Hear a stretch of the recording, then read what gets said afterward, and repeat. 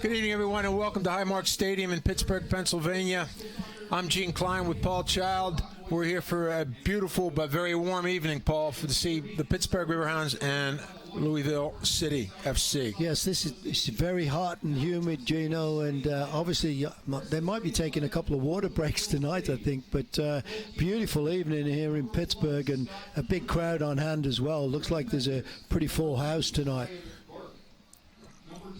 Yeah, we're looking forward to a great game. A couple excellent goalkeepers. You see Callie Brown of the Pittsburgh Riverhounds, a University of Virginia product. Scott Goodwin of Louisville City, both of them two of the top keepers in the league. Goodwin in particular has really done very, very well and kept a number of clean sheets for Louisville City. So we're expecting a really tight contest, Paul. And, of course, for Louisville City, their leading scorer is an ex-Riverhound by the name of Matt Fondy, who signed his first pro contract here with the Riverhounds, and so the Hounds are going to have to shut him down. Definitely.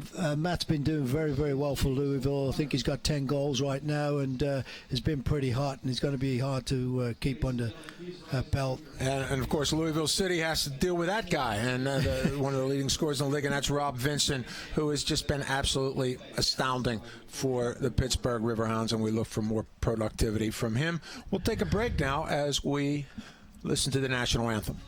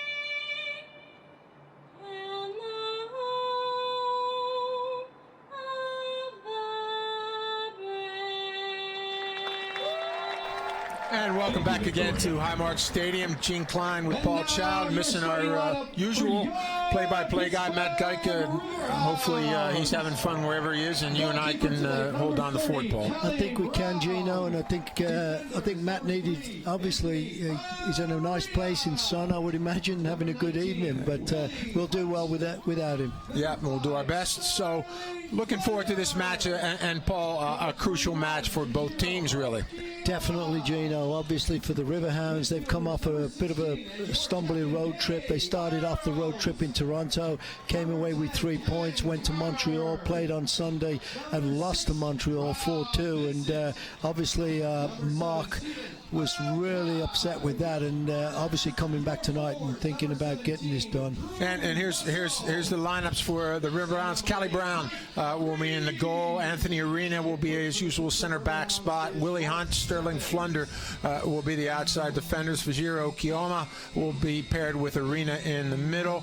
Holding down the fort in the midfield will be Danny Earls. And two of the key scorers in the league and the kingpins for the Riverhounds, Kevin Kerr and Rob Vincent, will be on the flank. Stephen Okai will also sit in with Danny Earls. And up front tonight, a little bit of a surprise, Drew Russell will be up high, making one of his fewer starts. And underneath him, the jack of all trades, Michael Green. Yeah, we got these guys. Michael Green's been playing right full back. He's played midfield if he's had to, been up front quite often, and obviously is a jack of all trades and plays pretty much everywhere. But Drew Russell, this is a nice surprise for him, I think, and getting the nod to start tonight, Gino, and hopefully he can get off to a good one, because he's come in many times and done very well for them. Yeah, he can definitely give a spark. He has a tremendous amount of pace, Paul, that I think the Hounds are hoping that maybe he can get behind their back line a little bit and just give maybe a little bit different dimension, which is what we've seen when we brought him into the game. Yeah, and I think as we spoke to Mark earlier in the week, Gino, and he needed some kind of a spark, and I'm guessing this is where he's trying to get it from, with Green and Russell up front, and hopefully they can get on the end of some of these crosses that are coming in from Kerr and Vincent. Yeah, the Hounds have tried a number of people up high. We have the Brazilian Vinny Dantas, the local guy from Robert Morris University, Miro Trebrio, and both of them had their moments, but maybe not as much consistency. And just, again, I think perhaps just a different look. Yeah, definitely. Because Drew Russell's a different player than both of them. Oh, yeah, completely. And as we say, they came from Montreal with going to Montreal, having high expectations, coming away pretty disappointed. So we're off as it goes. Yeah, now. and we're off. Riverhounds in gold and white, Louisville in white and blue. Louisville going left to right on your screen, and the Riverhounds going right to left. So we'll see how this game starts off, and Paul, I got to think the weather is going to play a little bit of a role, because it's very warm out there, close to 90 degrees, and of course on the turf it's a little bit warmer. I've got it's about 100 and something, Gino, because you know this AstroTurf or this artificial turf really draws the heat, and there's a long ball to Fondy, but he's going to be way whistled off. Flag is up. So it's going to be a big factor, and obviously they're just kind of easing into this right now and trying to get a feel of what's going on, and the crowd's still getting in here as well, which is a real good-sized crowd tonight. It looks like it'll be a great crowd tonight, and of course part of the reason they're here is we have a World Cup champion in the house. That's for sure, with Megan Klingenberger is upstairs, and I think her arm's dropping off from signing autographs. But other than that, what a great night it is for soccer. And there's in Pittsburgh. Kevin Kerr, but that's going to be scooped up by Scott Goodwin. Paul, I started to say at the beginning that it's a crucial match for really both teams. Louisville sitting in tied with Richmond at 29 points, the Hounds right behind them at 25. So it's an enormous swing for both teams. It really is. This is like a 6-point game, Gino, as we said. You know, you're playing this Louisville team at home. You definitely would like to go away with the 3 points, and then we get to go play down in Louisville against them again in a couple more weeks. So very important. And we talked about the Riverhounds coming off a split decision in Canada. The Louisville City is really on a bit of a hot streak, as they've had 3 very impressive home wins in a row. So they're doing quite well. Yeah, it looks like they really. And when we saw them last time they were here, Gino, it was very even contest, if we remember. And look at Vincent going down here on the left-hand side, great cut in. And referee didn't think anything of that, but. We knew he was trying to wind up, Gino, for one of his classic shots, you know. Yeah, he's looking for it right away. Louisville coming off a win, Oklahoma City, which they won 6-2, beat a very impressive 3-0 win over Richmond on July the 4th, and a tight one with Charlotte Independence 1-0 last Saturday. So, again, like you said, really a 6-point swing, because the Hounds can narrow the gap with this and be a point behind them, and really make this race very, very tight all the way to the end. Well, free kick to Louisville. Again, knocking it long and high, and good job there by Flounder, actually. Or was that Okiyama? No, it was Okiyama. Oh, it was Okiyama, yeah. Sorry.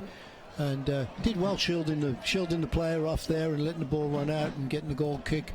And again, we're just kind of settling in here, and players trying to get a feel for what's going on, and the heat, and the speed of the ball and everything. And yeah, it looks like Louisville sitting in pretty much in a 4-5-1 with a player that we're very familiar with, as we mentioned, Matt Fondy, who is an ex-Riverhound, played here a few years ago, and has been very, very productive in the USL. Spent a few seasons up in the MLS, so he's a guy certainly the Hounds have to be concerned with. No, really, he's done very well, and as you can see, he's usually the target player, and he's very good at holding the ball up and waiting for support. And when he isn't, he can make some great runs too. And as you see, here's one here down the wing, a little bit too far for him, but always dangerous, Gino. Always dangerous, very technical, good with the ball, good feet, can hold on to it a little bit under pressure, composed, and can finish. So he's a guy that we have to absolutely keep track of. Keep our eye on, yeah.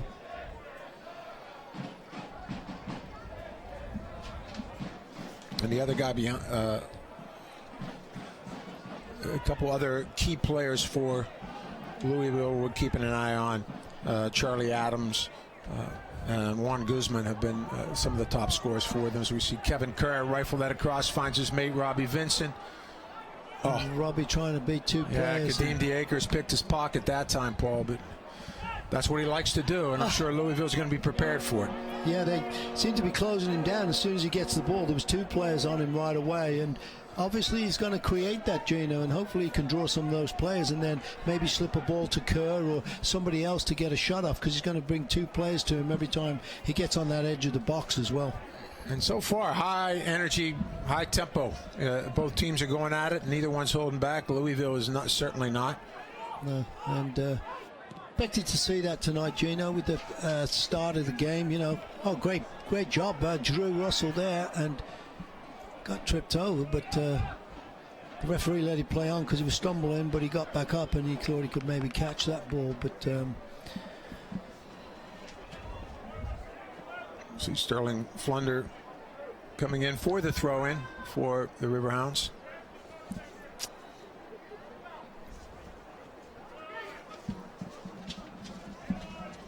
DeAkers finds Fondy. And there goes Rasmussen on the run. A bit of with Okiyama. He heads it over to Fondy. Gets a leg on it. And that's going to be a goal kick, but dangerous and good work from Louisville. Callie Brown just a little bit late, maybe coming out for that one, maybe, but a tough one for him because it's bouncing, it's in the air. Yeah, there's a couple defenders there. Kind of indecisive a little bit, I thought, Gino. I don't know if he really needed to come. I don't know if we get to see that again, but he came out, but there was three players around two of Louisville's players, so I don't understand why he really wanted to come there, because he could have stayed on his line. But yeah, well, I think because maybe it was in the air, he thought maybe he had some time to get under it. Well, you would think so, because he's 6'5", and you think he could get out there and pick those balls off, but definitely a good little chance there for Louisville. Hounds trying to close players down here, making it difficult for Louisville to get out of the back, but they've done it and got the ball cleared again, and Riverhounds throwing. Fondy went off Fondy's left foot.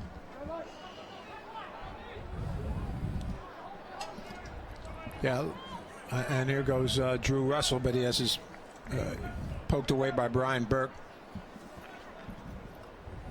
for Louisville City.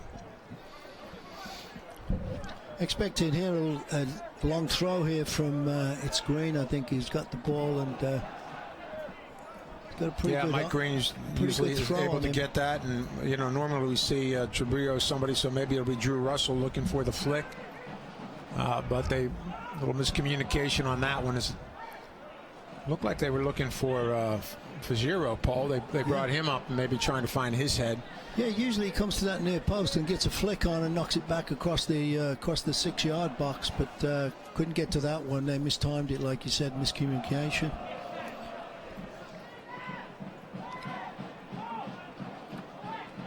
There's a battle with Danny Earls and Charlie Adams. Yeah, I think you're going to see a few more of those going on. Last time I saw Charlie Adams, he was in the Barclays Premier League. I didn't know he came down to the USL. For Stoke City. Yeah. Maybe this one will one day. That's a great cross. Good ball. Well done. And a shot taken by Akai. And that's where Drew Russell is dangerous, Gino. He didn't have any thought about that with his body. He just went in there and was looking to get ahead on that one, and was very unlucky there. Keeper did well and got a hand on it first, but very dangerous situation. Yeah, for I mean, Goodwin did very well to get a fist on that one, Paul, and clear that one away, because it was a tough one. And I think he could only get one fist to get over Russell on that one.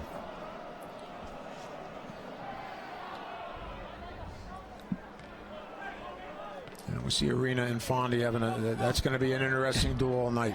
Oh, it's going to be going on all night, and hopefully, you know, we'll see definitely those two challenging each other up in the air and on the ground. Here's Rasmussen with Okayama, and that ball's all the way across. Kadeem DeAkers and Sterling Flunder is going to be knocked out of touch. Will be a throw in for Burke of Louisville City. And again, it looks like these players are going to do the same kind of thing, Gino. I think we said they're very similar in the way they play. Yeah, and they brought up their center back Shinosky, and there he is. He's knocked it back. Arena, and a throw in for the Riverhounds this time. Again, kind of looking for that flick on, Gino. It looked from these long throws, and obviously a dangerous situation when you get those opportunities.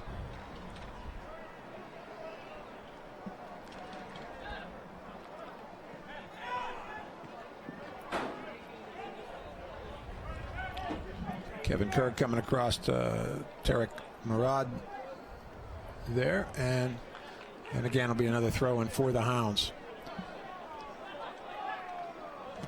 Hounds, with the exception of Russell, pretty familiar lineup that we've seen throughout most of the year, Paul. So not, you know, pretty solid in the back. We've been the back four has pretty much been the same, with a couple of injuries and exceptions since Okayama has come back, and Danny Earls and Stephen Akai have held those two center midfield spots down.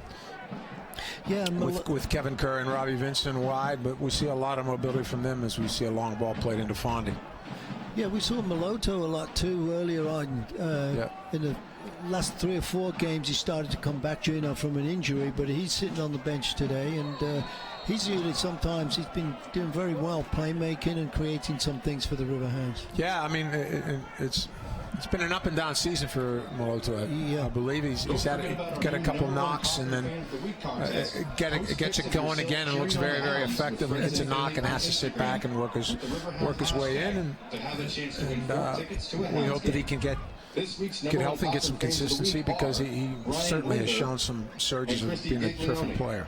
Yeah. And that ball was not a good cross serve, good cross for Louisville. Didn't get by the first defender. There's another ball. There's a better one. It's a little bit more dangerous. Up to an Arena complaining to the referee, thinking he's getting shoved out of that one, but that's going to go on all night too. You know, you're going to let the referee know, hey, you're going to call these. Yeah, there's already a lot of little battles going on that we can see. Teams very, very similar systems, though. You know, I think when we take a look at this, they both have a striker, somebody underneath them. Both of their outside midfielders are more like wingers in a 4-3-3. So we're going to see is the flag coming up? No, Fondy is onside. He's going to play that one across. Boy. Just misses.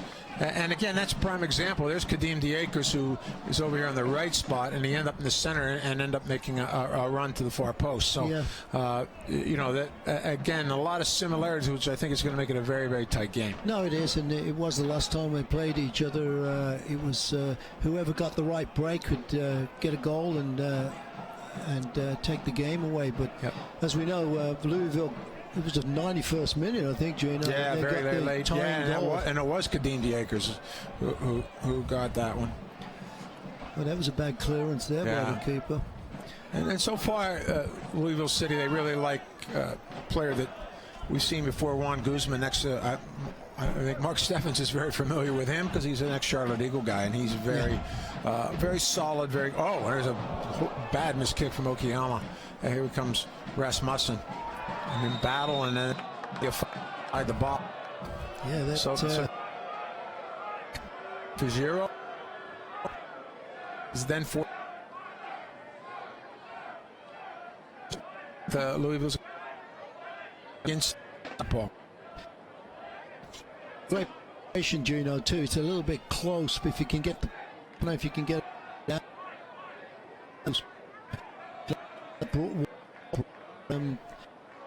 Hopefully the house this one.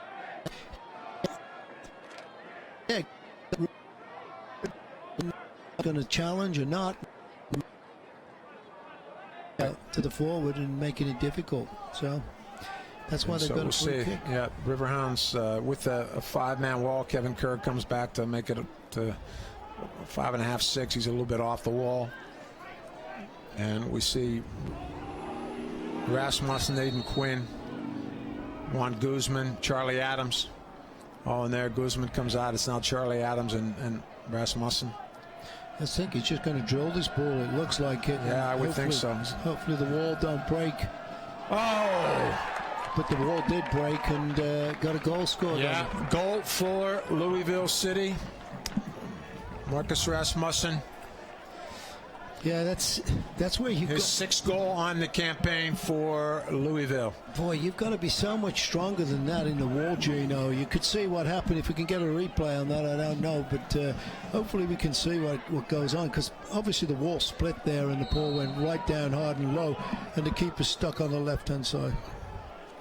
Louisville City goal, number 10, Magnus Rasmussen. Yeah, Magnus Rasmussen, he hit it low and hard. Tough one for the keeper. I don't know if Callie Brown saw that very well. And it looked like we had a couple guys kind of jump, and it went under. Yeah. So it wasn't the prettiest free kick, but it worked. Doesn't matter. 1-0 Louisville City in the 15th minute. And now it becomes a battle, because now the Riverhounds have got to really start putting some pressure on and trying to get these opportunities to get a shot on goal, and that's where Louisville can probably be dangerous with a transition, getting a breakaway. So Louisville goes up on the Riverhounds by a goal, 1-0, on a free kick by Magnus Rasmussen. Rasmussen on the ball now, very, very well to Guzman, who tries to find Fondy over Willie Hunt, but Willie is there in good position to take care of it. Here's Charlie Adams going to have a go. Oh, and that was well struck. Ball just a little bit high, didn't come down for Charlie Adams. No, he hit that really well, Gino. If that had been 2 feet lower, that would have been in the top right-hand corner of the goal. But I thought Fondy was offside there, but this linesman is not. Doesn't seem like he's calling it, but I'm not down on that line, so I can't really tell. There's not too many linesmen you ever agreed with anyway, so that's true too. So you wonder, like we talked about, how from the last game and from the way both teams play, they're very evenly matched, and is the difference maker going to be something like that with a set piece, Paul, that can matter? And there's a hard tackle on. That's going to be a yellow card Brian to Robbie Burke. Vincent. Yeah, is Robbie Vincent going to be booked? Robbie Vincent will be booked. Well, that was a frustration there, because he obviously had lost possession and made a bad mistake with the pass, and then he was trying to make up for it, and obviously punish the player for it. But 6, Rob Vincent.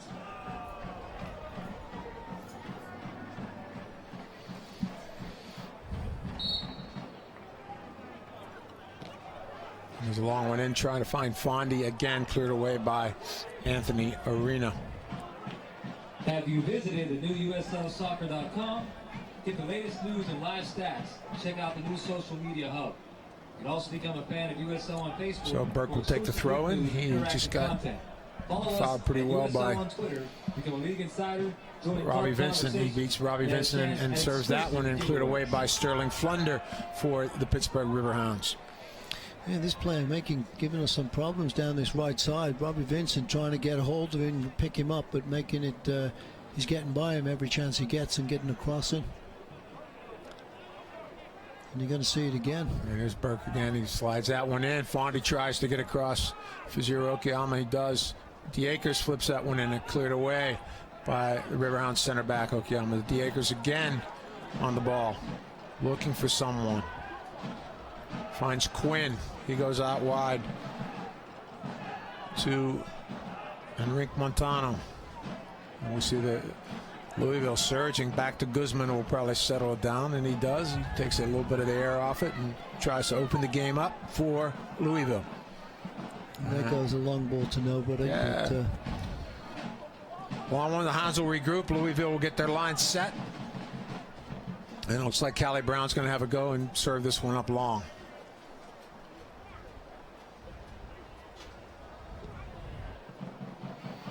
and there's Drew Russell battling for it. Yeah. Gets ahead on it, but didn't get a flick on that he wanted, but it went to Kerr. And here's Drew Russell again. Has a go. Oh, Goodwin couldn't do much about that one. It just get a hand on it. And Yeah, tough angle too. yeah, very, very tough angle, and just was able to slap that away. Hounds coming back with Kerr to Green, back over to Vincent on the left. He serves one in, cleared away by Louisville. Bit of a deflection off the defender there, Yeah. and Fonda, oh, getting a free kick there. Hopefully we can make something out of this now. So it looks like maybe we can turn the tables. Here's Robbie Vincent on the free kick. And certainly it's a dangerous spot for his ability to serve this ball. Definitely. He's going to swing this one. He'd bend this one in hard and right on the penalty spot, I would imagine. And Oh, there good it ball is. there. Great ball, There Kevin. it is. Goal! Goal! Riverhounds! Hounds come right back. Brilliant ball, Gino. Just named the tune too. I said he's going to bend this one to the penalty spot, and obviously he found the perfect person in Kerr. And he found that it's that lethal combination, right? Oh, Vincent to tremendous. Kerr, Kerr to Vincent, and nobody in this league can stop it. Here it is, great run, gets right behind Brian Burke. Goodwin, no chance. No. They're screaming for a foul. Sides not sure exactly what they want. I mean, there's no way it's offside. No, from not when the ball was kicked, he was out beyond the player and made that run. But just around the penalty spot. Yeah. What a great comeback. Needed that desperately, Gino, and right back in the game again. Well, what do we now. just say? Is it's so even it's going to be a set piece, and there's another, so two set pieces. It's right on. Yeah.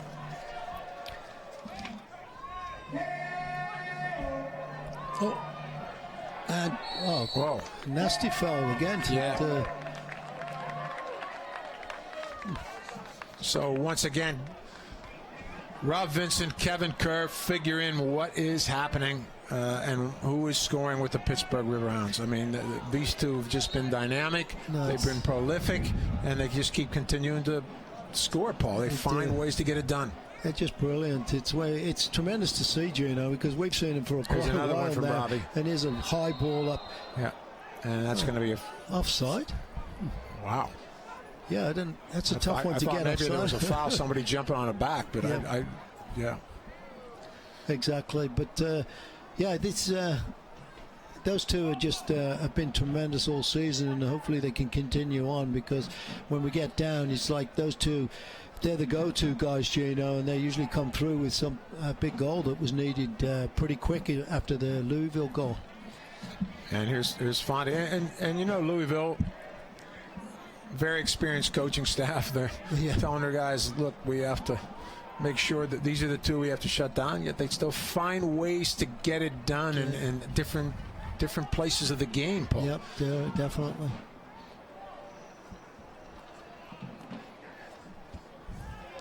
And it's trying to keep control a little bit now, Jen. Not in a super rush, obviously. Now we're tied back up, and trying to get these long balls, and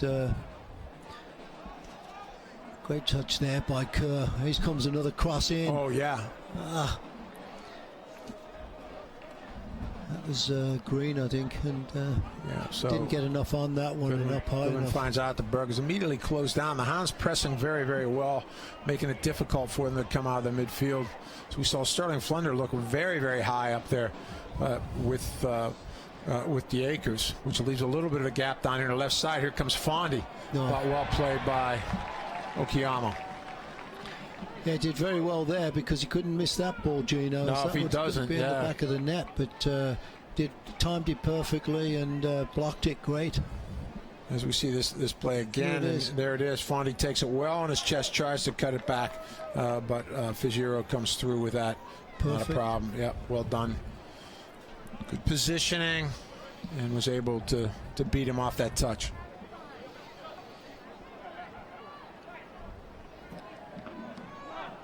Long throw again by Flounder. We see the Riverhound coaching staff: Mark Steffens, Josh Reif, Nico Cottage barking some orders. Here comes Anthony Arena. Turns it away from Matt Fondy to Sterling Flunder, but he's closed down immediately by DeAkers. Flounder there getting whacked, but had no choice, got caught turning, and knew his only alternative was just to hit that, get it off, hit off. A little bit slow, on a turn. I don't know if he heard that Kadeem was coming up on him, but he got nailed pretty good, and Sterling's hurting a little bit. Yep, hurt himself actually though. Everybody getting to the water as quick and I as think they they're can. going to use that as a water break. I don't know if that's an official water break or. Yeah, he definitely could take one right now, and he's obviously doing that because all the players are coming off, except obviously the keepers have got water, but very humid and hot, Gino. And it's within the USL rules that they are allowed that water break. Well, that's good because they definitely need it. Down there on the turf, it's I don't know if the Hounds staff had an opportunity to put some water on that turf. I hope they did, but it's always a good 10-15 degrees harder than warm on there. Yeah, and they reckon it was 90 degrees today, so I'm guessing it's around 110, maybe 105 degrees on the turf. Yeah.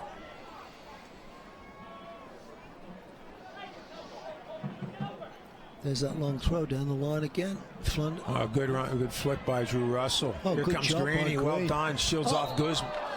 Boy. Yeah, that was Juan Guzman. Shields him off pretty well. That's strange. Yeah, I don't know what. But he did, as you see, Vincent saw Kerr and gave it to him, and he kept it in for him. And good ball. There goes Good early. Green. Yeah, good early ball from Stephen Akabe. Mike Green couldn't hold on to it. And here's DeAkers all the way over from his right midfield spot. Now he's all the way over to the left. Tries to give Fondy a little bit of a backheel flick, but that's not going to work. And Danny Earls and the Riverhounds will possess. Hounds closing them down really pretty quickly now, Gino, and making it difficult for Louis to get out of their end. Yeah, Hounds of course love the press out of our end, and they've done a very, very good job. But we've seen again, Louisville's done pretty much the same. I mean, they're very difficult. So, very similar styles. Oh, handball. Yeah, handball by Magnus Rasmussen, the goal scorer. And there's a quick ball, but the referee's not going to let him take it. Flounder looked like he's struggling again. Yeah, he's down again. Trainer comes out. Looks like Dolman's warming up, and a couple of other guys right here, Melodo and Leon. Flanders was Calgary, tough cookie too, Gino. He doesn't go down easily. Yeah, so something's bothering him for sure. Riverhound trainer Leon Calgary will come out and take a look at him, but he's hurt. It's a gold out with Highmark providing a free shirt to the first 3,000 fans. A halftime presentation will be made to Paul. And as we see Sterling walk off the field, they're talking about a special guy on the screen, which is Paul Child. We're going to be Paul Child night here in a few weeks versus the Wilmington Hammerheads. So we are looking forward to that one. Yeah, me too, Gino. That's nice. Real great honor to be presented with something like this. And it's well deserved, my friend. And well deserved. Just great to see the game growing the way it is that we've been trying to see for all this time. Yeah, well, the reason they're honoring you because you've been a huge part of it, and we all appreciate every contribution you've made to the game. Thank you very much. But getting back to this one, we've got to hands still pressing here, Gino, making it difficult again. Yeah, they really, really are, and we'll see. Sliding over very well, keeping it pretty tight, pretty well organized. Louisville wants the time. Now they're finding Charlie Adams looking for their midfield, trying to get it through their midfield. Both teams love to possess and knock it around. Here's Charlie Adams on the ball. A little flick with Burke, and Robbie Vincent works to get it back for the Riverhounds. As we see Juan Guzman switch it all the way over to the left side. I believe that's Tarek Rod, and here's Here's Flounder again, Gino. We said he's back on there again. He's back we said on again. If anybody's going to keep playing, he will. He's a tough one to keep down, Paul. Definitely.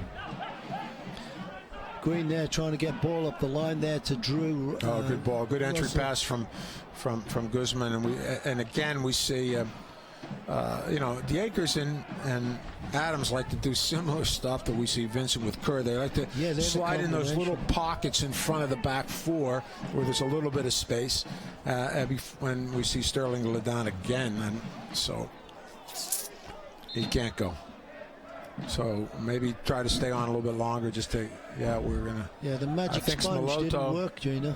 I wonder if we're going to see Mike Green come back to outside back, because we're seeing Moloto come into the game. And he's not a defender. And he's not going to be at outside back, and his normal spot will be where Mike Green is. And so, yep, it's Mr. Versatility, Michael Green. He's coming back over to the left from forward to left back. He's been a right back. He's been a left back. He's been all over the midfield. He's been up front, so he could wear every number on this field, on this team. Seriously, unfortunate for number 22 Flounder, because he's been doing very well too, Gino, and hopefully this is an injury that keeps him out for a while. But he's a tough guy, and if anybody will come back quick, he will. Well, like I said, there's no way he's going out of the game if he can't continue. He's not going to hurt the team. No. And there's a big collision there with Willie Hunt.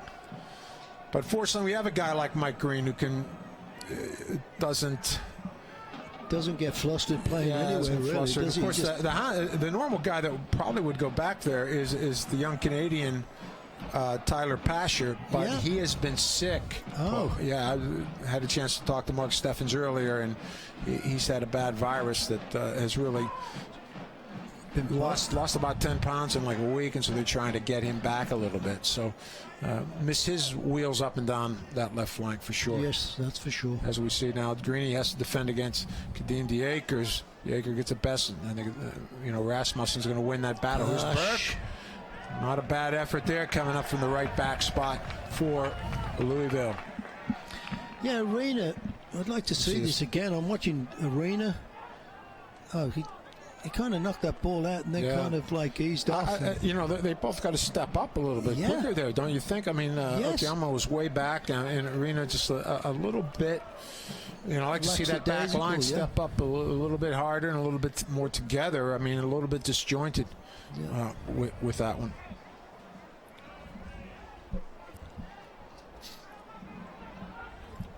So here goes Fondy with Fajero. He wins that battle to Willie Hunt,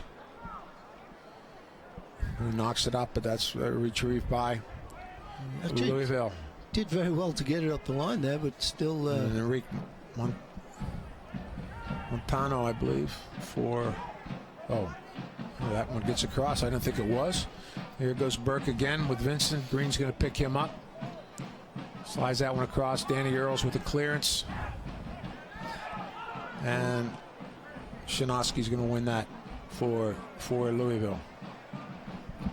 Louisville content just back there now, trying to just look up and look for some runs, and nobody's really making any runs in this heat at the moment for them.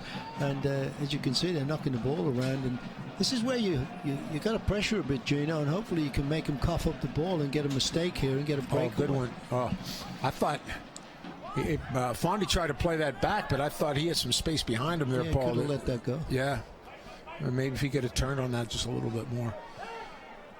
But yeah, Louisville doing a little bit better with their ball movement now, and the Hounds are chasing the game a little bit at this moment, Paul. Yep. It'll be interesting to see what Lebo Moloto can bring to the table, because he has certainly showed some brilliance, I think, at times, and creativity. Yeah, and he's really good at getting out of tight situations, Gino, with 2 or 3 players. You just saw him right there. He had 2 or 3 players around him, seems to work his way out of it, and then gets the ball out to somebody, and we need him to do a lot more of that tonight.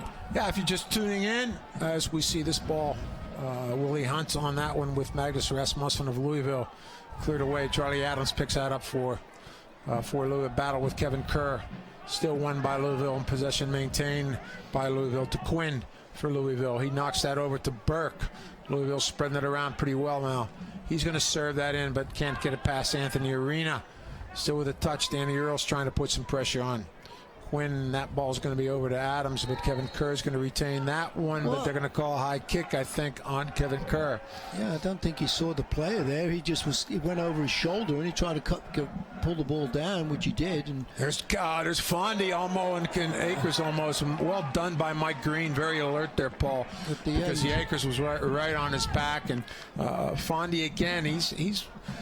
He's one of those little snipers, right? That he's right in there, a little poacher. You know, he's always right in there and trying to get across a guy and get a flick or get a toe on something. You can't take your eye off him for one split second, because he's going to sneak behind you. He's going to get in front of you. You've got to get yourself in a position where you can see him and the ball. And here's a corner kick for Louisville.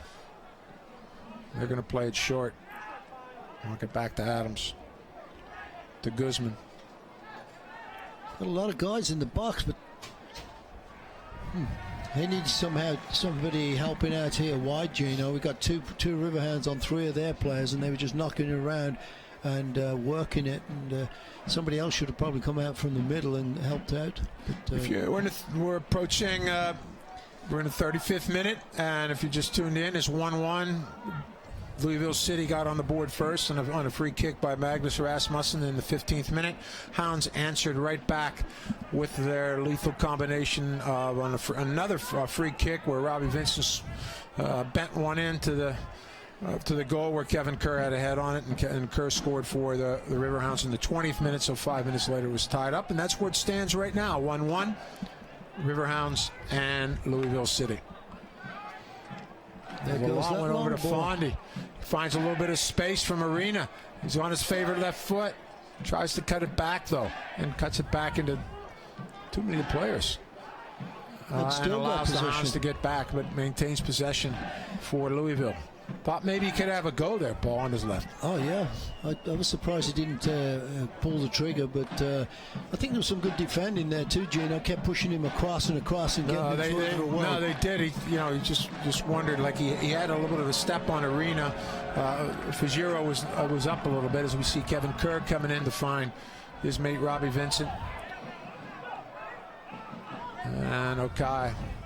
And now it's going to be the Riverhounds. So now we see the Hounds knocking around, making Louisville chase a little bit, and they're moving the ball. It's deja vu, isn't it? And that's the way this half is gone. So, and I think it's going to be similar to that for the game. It absolutely is.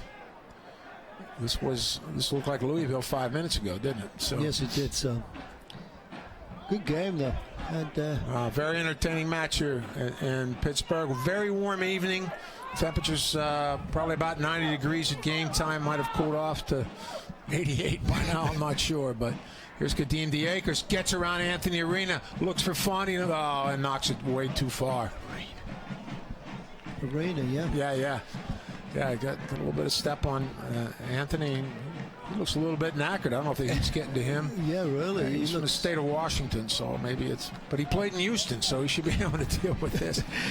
Yeah, Houston, this would be nothing. Yeah. But yeah, you could see he lunged himself into the player, and he didn't really have much of a chance of winning the ball, and took a chance, and the player didn't go down because it could have been easily a penalty kick too. Gino could have hit the player. But boy, Fondy and.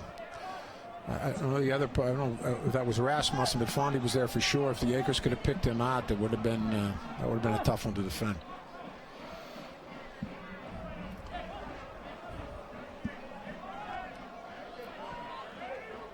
So Louisville, give away there from Shinosky to Kai. Here's Lebo Moloto.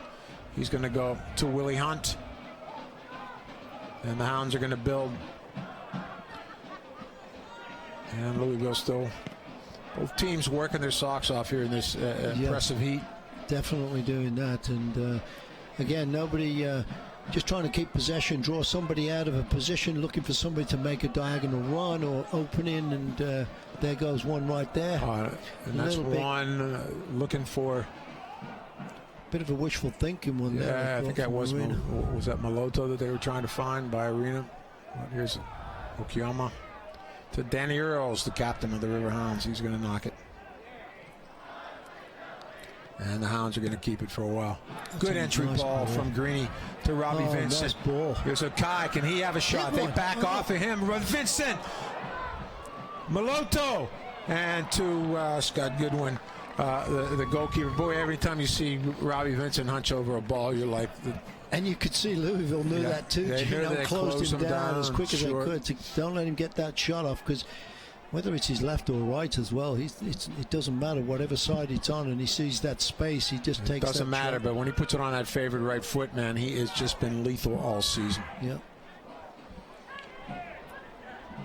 Now Louisville turn to knock the ball around and get the Hounds chasing.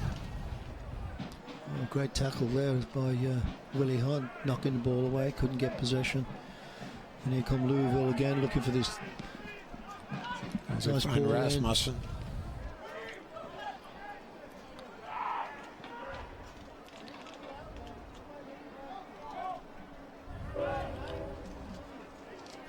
Louisville trying to find, and again, a little bit too much space there, I think, in front of the back four that time. Stephen Akai got caught up a little bit, but a good win to bring that back. Russell finds Maloto to Vincent. He works his way out of space to Michael Green.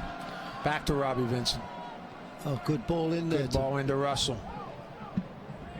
Nice show there from Drew Russell too, Juno, showing for the ball. Knew Vincent needed some help and showed for it, and then obviously we lose it again, and it goes back to Louisville. It's just seesaw game. Guzman, who is a good possession player, really keeps it moving for Louisville.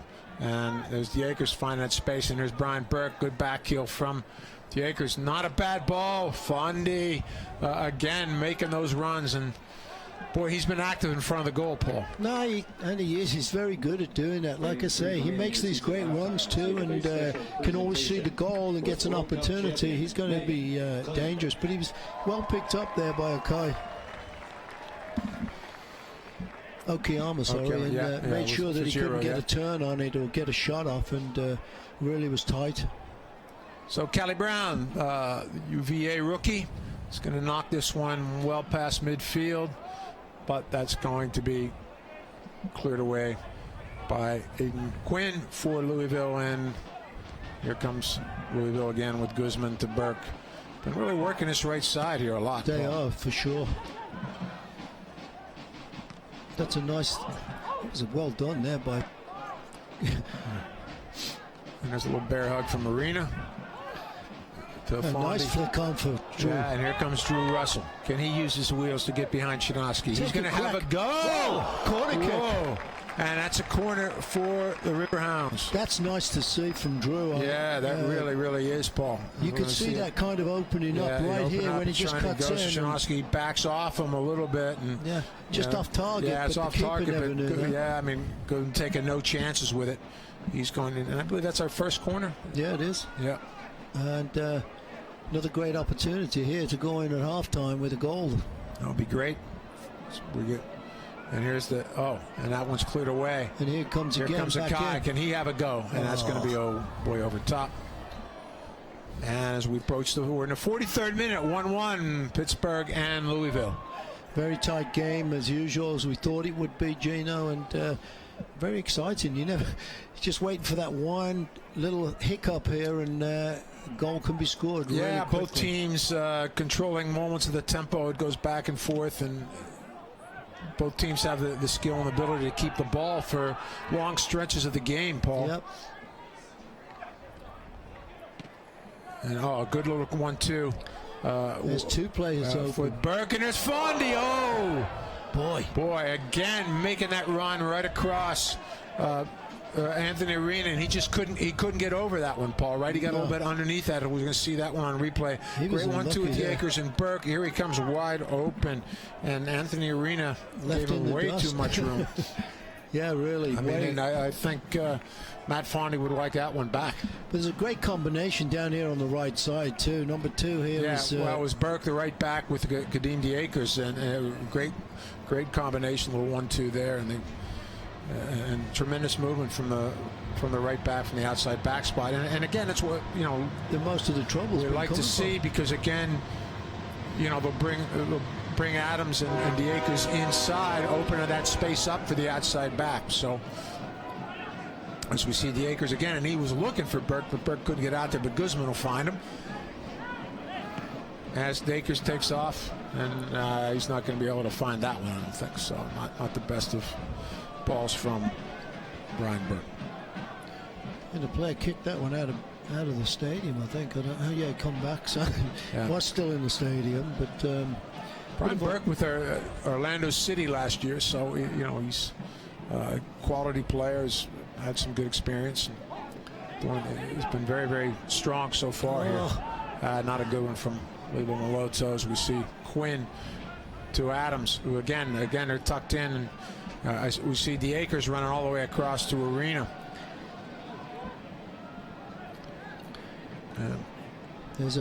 there comes that ball again, and this guy's Here wide comes open, Brian and Burke there comes again. across. Couldn't lift that one high enough. Out for a corner kick, Gino, and right on the 45th minute, and dangerous situation here for the Riverhounds. Yeah, I Hopefully believe they that's get it marked up. second and third for Louisville. And this is the last thing the Hounds want, is to give up a late one here No, for the sure. corner.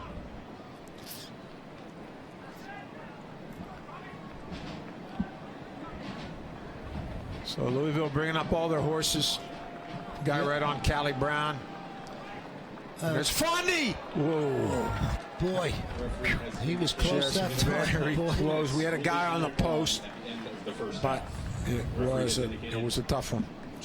Finally, very dangerous, Gino. Anytime. I mean, He's very active, isn't he? yeah, he is, and you think if you're a defender, you got to be thinking about it. Somebody should be really on his case all the time, but it seems like he keeps finding these free opportunities, and obviously that's why he's a good player, and he scored 10 he's goals. He's moving all the time. He's looking to get away. He pulls defenders out. Has opened up some spaces from other guys like Rasmussen, but also we've seen DeAkers and Adams go in there also. So, And a again, little we bit of lose- stoppage time here for this first half. We see, and there goes Fondy. He's behind we lose Okiyama. offside. No, he's trying to take him on, looking for some space. Instead, goes back to Quinn. And He gets a step, it's a but corner that's kick again. Is This that a is where corner? it's dangerous Yep, again. another corner. Third one for Louisville. And everybody going up again.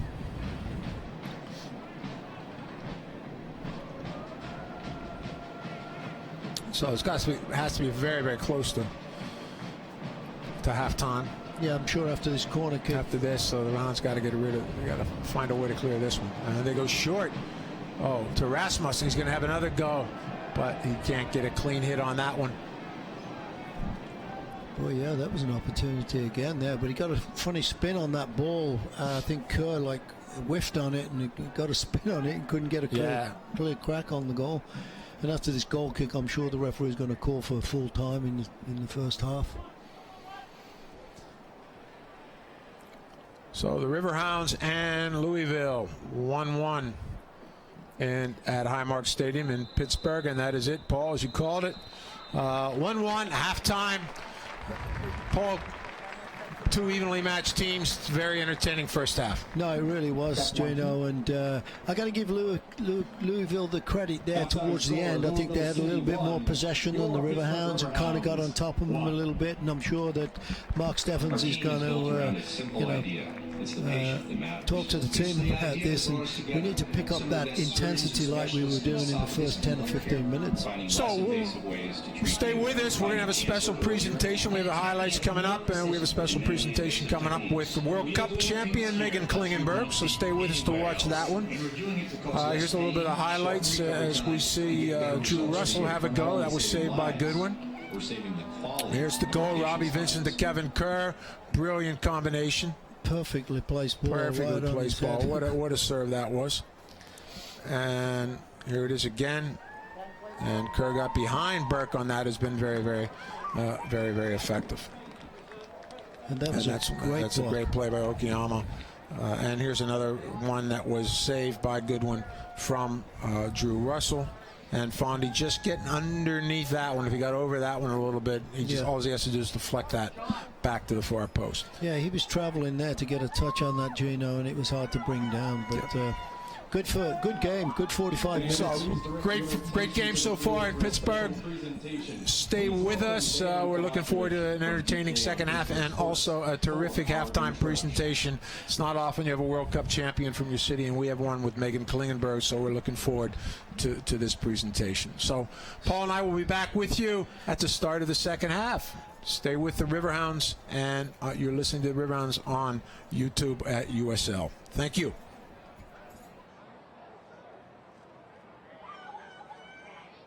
Good afternoon. Welcome to Highmark Stadium, home of the Riverhounds, home of Steve Miller Band and other concerts. You know what's funny? In our business, we talk a lot about people who need no introduction. And as someone who's covered Pittsburgh sports for 25 years, I've had the privilege of covering Mario Lemieux, Jaromir Jagr, Ben Roethlisberger, Andrew McCutcheon, right down the list. And it amazes me that I'm standing here right now in front of a crowd where I essentially don't have to give an introduction to the extraordinary young lady that we're celebrating here at halftime. The United States women's soccer team, as everyone in here knows, just won the Women's World Cup by defeating Japan.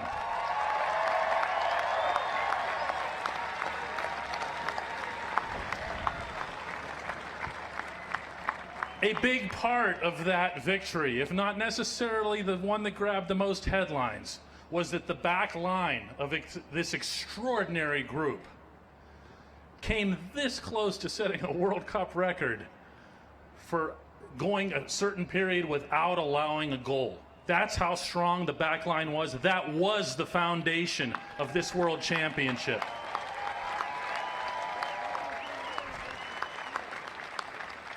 And with no further ado, and yes, she's going to get an introduction, our own, from Pittsburgh, from Gibsonia, Megan Klingenberg.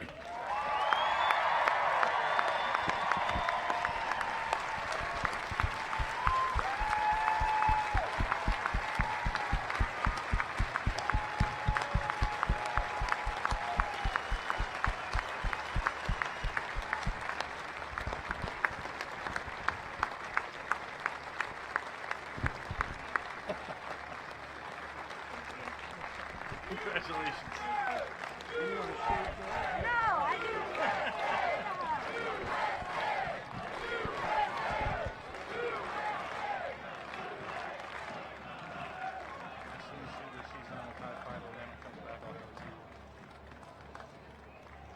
Hand the microphone now to Tuffy Schallenberger, owner of the Pittsburgh Riverhounds. First of all, thank you guys for all coming out here tonight. We're not going to talk long because we got the star here, but you know, we're proud of this with Megan. She what a way she locked the back line down, and she's a hometown girl here, so we got a lot to be proud of. So without any further ado, I'd like to something a little special we done for her here on behalf of the Riverhounds and Allegheny Health. John Paul from Allegheny Health here, and let Megan up here do kind of a little bit of appreciation for her.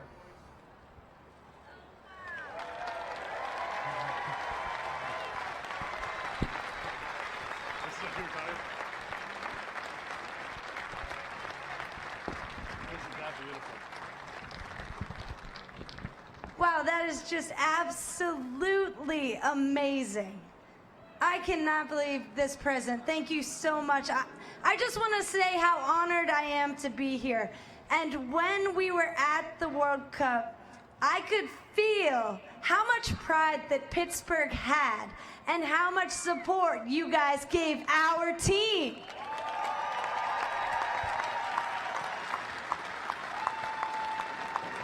We could not have done this without our fans.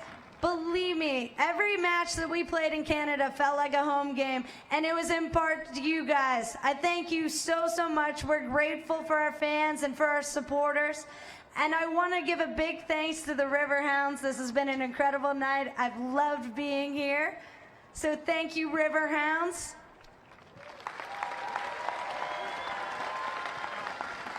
I'd also like to give a big thank you to AHN.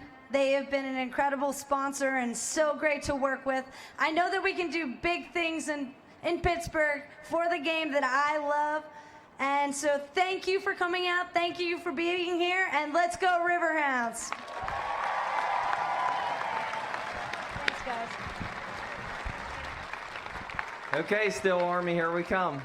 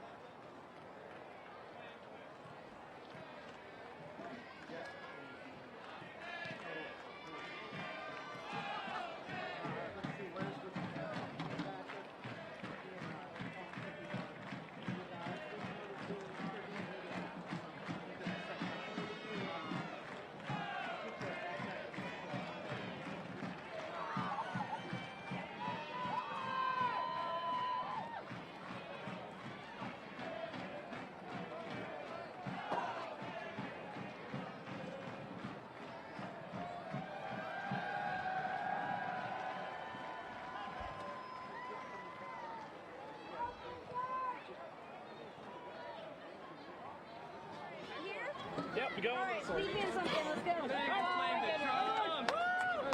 Maybe we can get Oh, you already drum go. right now. 1, 2, 3, 4. We love the Riverhounds. We come from all around. We love singing here. Please welcome the Washington Force and South Park soccer teams to the field for tonight's meeting match. The American Soccer Association is interested in a halftime match. You can contact the Highmark Stadium Hot Tub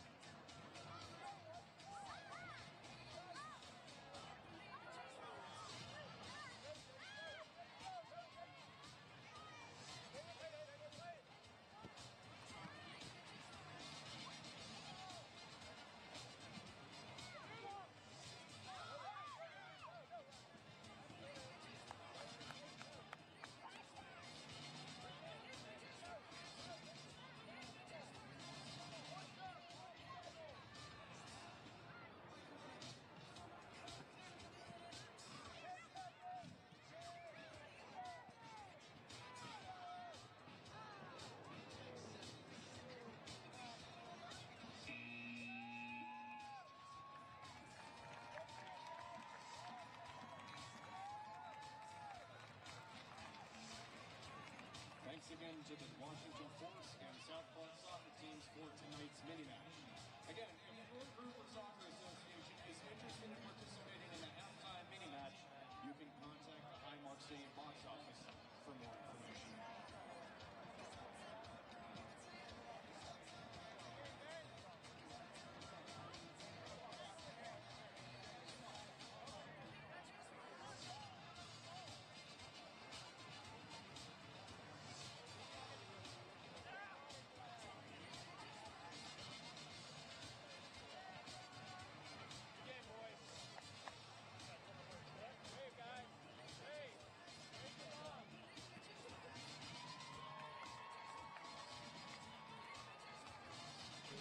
Welcome back, everyone, to Highmark Stadium in Pittsburgh, Pennsylvania. We're for this USL Pro contest between the Pittsburgh Riverhounds and Louisville City FC. And Gene Klein with Paul Child.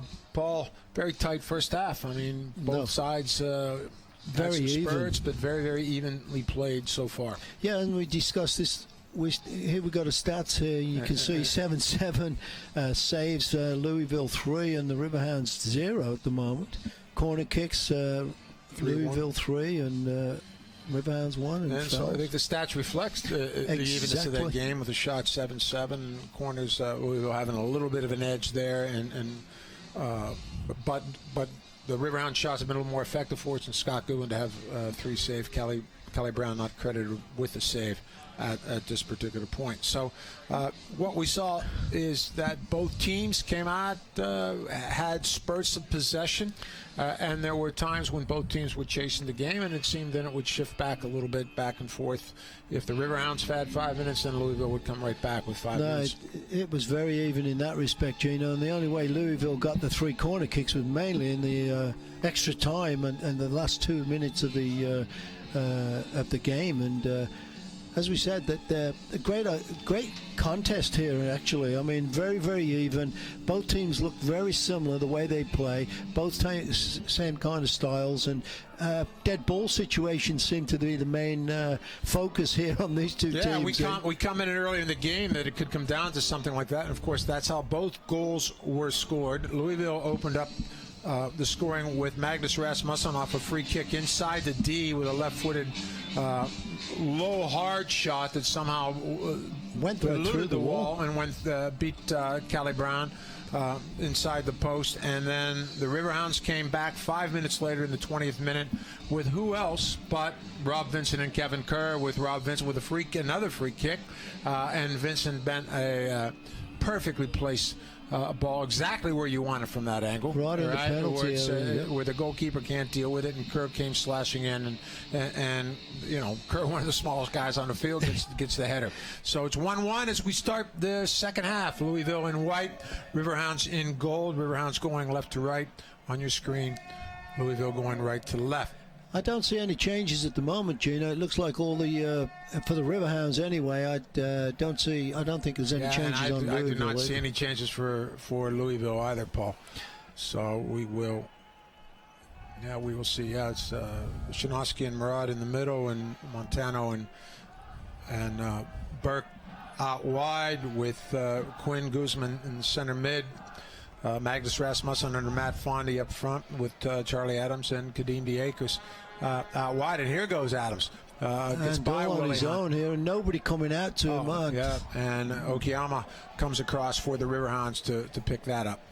Yeah, Kerr and I think it was Melodo that was there, and he just went by both of them, and neither one could catch him. And here's another corner for Louisville, which will be their 4th on the evening, and they've been dangerous on these, so we'll see. They're, of course, looking for Matt Fondy, Shinosky, with their big center backs coming up, and they go near post to Shinosky, and that's going to be cleared out for another corner kick.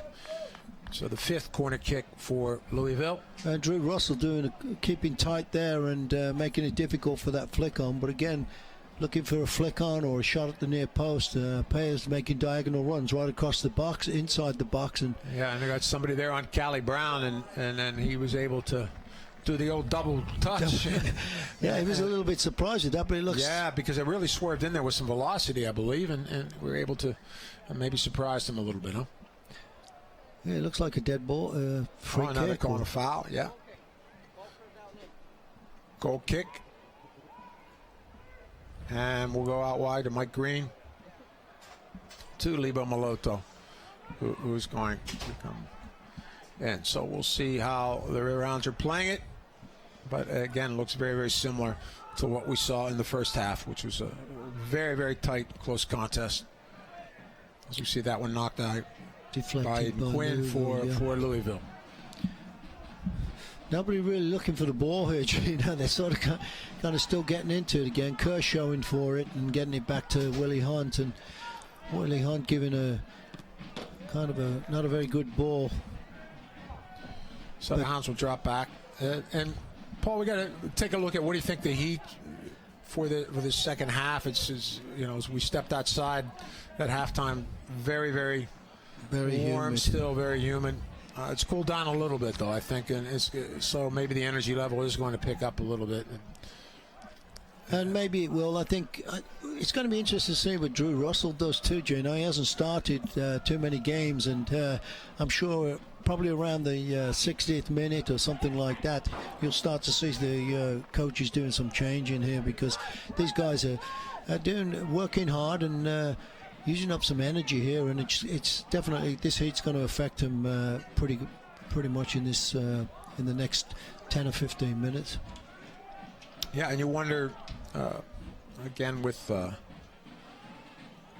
Louisville on the road. Of course, they're coming off a 3-game home winning streak, which has catapulted them to third place in the standing, just right below Charleston and league leading Rochester Rhinos. And as we talked about, this is a really important, really a 6-point swing for both teams. Yes, it is. That's a nice switch. Nice of play. ball from Quinn all the way over to Burke, who's very, very effective down that side, as was the Akers. And here he goes again, but Green recovers nicely to knock that out for the 6th corner kick of the night for Louisville, and 3 in the first 4 minutes here of the second half. And Louisville going down that right side again, Gino, making it very difficult for us. They seem to be creating most of their chances on this right wing. They were in the first half, and now they're doing it in the second half on that right side, getting behind Green, who wasn't the Flounder was the fullback, but now they're really pushing on that side. And here's a and I think they're gonna call a free kick. Yeah, call a free kick, but you want the keeper, I thought, you know. Yeah, I mean, yeah, Fondy's saying, what did I do with that one? Here's a look as we see that in-swinger coming in.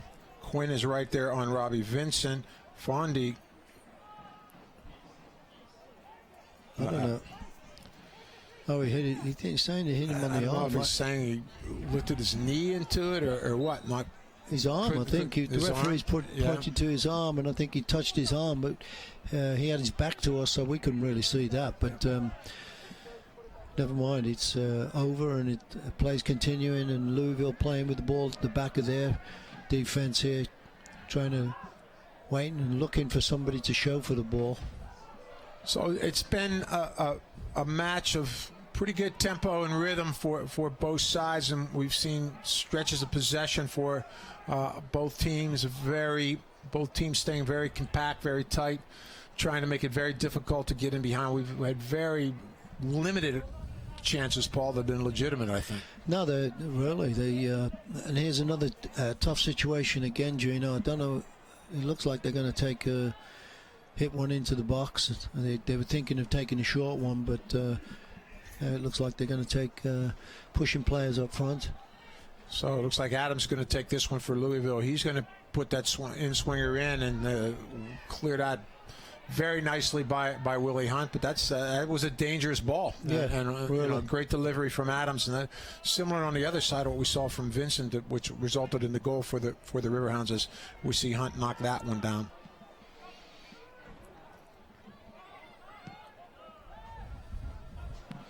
And all the way back here to Scott Goodwin, who's been the main, I think, the only keeper all season for Louisville City. He started and played in all 15 games. Nice where the interception. Riverhounds have had to use a few.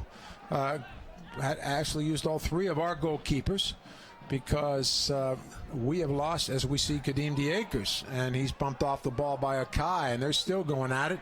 No call from the official. DeAkers puts his arms up and says, where was the call? But And there's a good ball if there. Kerr can and get here there. goes Kerr. And there he there's is. Goodwin knocking that one away with his left foot, so he was clear off his line with that one, as we see Fondy working Okiyama and forces that clearance out wide. With Adams on the ball. And here's Quinn. He's going to And try to there's the switch switch. a play, and he looks for that switch. It's been going all on the way all over night. to Montano. There's DeAkers, or Burke, rather, pardon me. Yeah, and they were trying that little combination that worked pretty effectively in the first half with switching the ball to Brian Burke. He plays it into DeAkers, who gives him a little one-touch ball in behind the Riverhounds defense. Yeah, the Riverhounds knocking these long balls up to Drew Russell. I don't see them working too well, Gino. Drew being beat pretty well. Yeah, he and Molotov really haven't seen a lot of the ball, and not a lot of real effective passing in there, Paul. I mean, like we've seen Rasmussen and Fondy see a lot more of the ball at their end Definitely. than we have seen with Meloto and Drew Russell. Drew Russell had a couple of moments in the first half where he won some headers, but most of the time he has just been up there trying to fight for balls that he's 50-50 balls. Yeah. He doesn't have much chance of coming away with or doing really anything with Gino. I mean, he's not really got any support, and here's a long one again. Right in front of the referee, got his arm on that one, and he's definitely going to give him a free kick for Louisville again. And a quick one taken out wide right.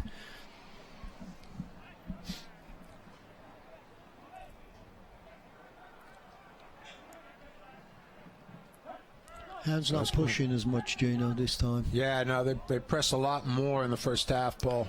Yeah. And understandable with the conditions. With the heat. Yeah, and just going to kind of drop back, let Louisville have the ball in their half, and then they're going to go.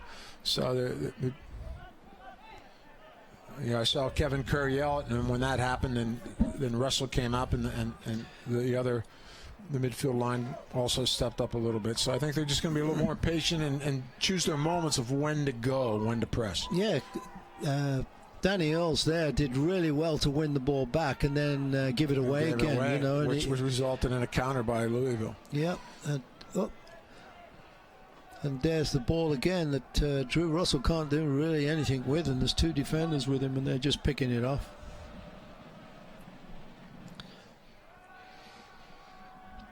As I said, Gino, I think we're going to see some changes here, and Drew Russell's kind of like fizzling out, and I think Miro Tribrillo's coming up. Tribrillo, who should bring some life into the forward line. He's been doing very well, showing for the ball and holding it up for players to catch up with him and creating some chances. Yeah, Tribrillo, and here's a good one too with Fondy and DeAkers again.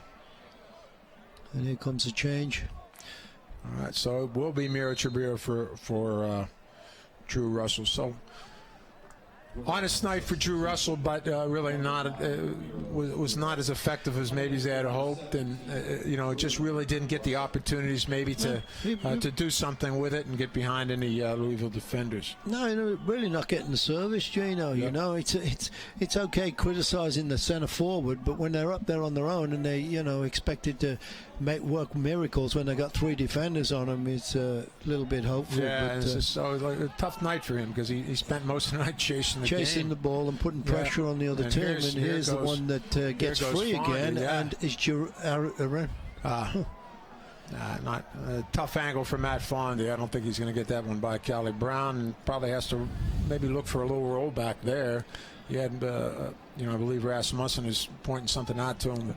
Hey, I was there. Just play it back to me. So not the best decision. No, not at all. A little bit. He's a goal scorer, so he's going to. His first thought's going to be sticking the ball in the back of the net. Yeah, certainly love that attitude. So.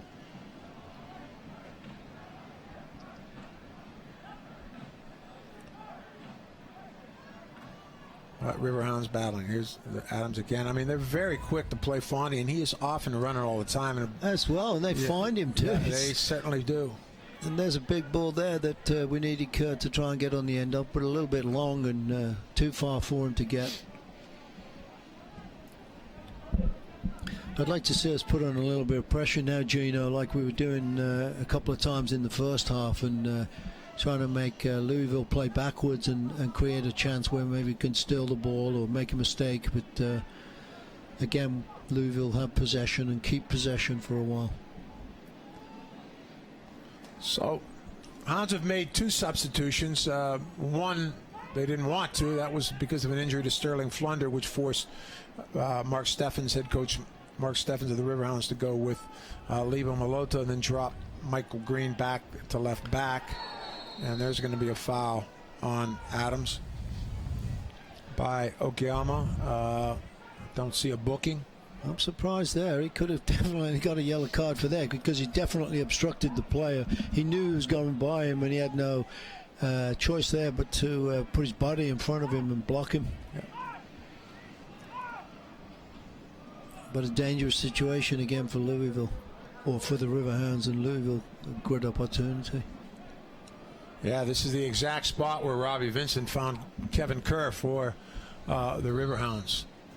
So looks like Guzman's going to whip that one in, but that's cleared by Miro Chabrillo. DeAkers is going to have a bit of a shin ball on that one, I think, and it's going to go way over top. So tough ball to hit, Gino, when he comes down like that, spin in, and really wouldn't come down at all.